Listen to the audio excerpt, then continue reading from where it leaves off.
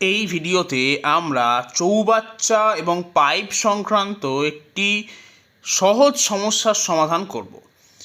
এখানে বলা হয়েছে দুটি নল দিয়ে একটি চৌবাচ্চা যথাক্রমে 30 মিনিট ও 20 মিনিটে খালি করা যায়।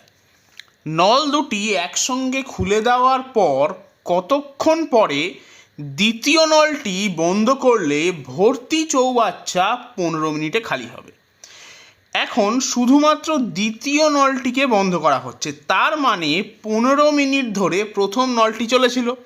এখন প্রথম নলটি সম্পূর্ণ চৌবাচ্চাকে খালি করে 30 মিনিটে, তাহলে 1 মিনিটে খালি করবে 1/30 অংশ এবং 15 মিনিটে খালি করবে 1/30 × 15, তার মানে 1/2 অংশ।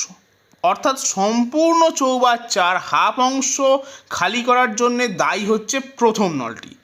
তার মানে দ্বিতীয় নলটি খালি করবে বাকি হাফ অংশ, তার কারণ সম্পূর্ণ চৌবাচ্চা 1 অংশ, 1 থেকে হাফ বিয়োগ করলে পড়ে থাকে হাফ। এখন দ্বিতীয় নলটি সম্পূর্ণ চৌবাচ্চাকে খালি করে 20 মিনিটে, তাহলে ক্লিয়ারলি 1 অংশ খালি করছে 20 মিনিটে, তাহলে এই হাফ অংশ খালি করার জন্য সময় লাগবে ½ × 20, তার মানে 10 মিনিট। তাহলে সঠিক উত্তর হবে অপশন সি, 10 মিনিট।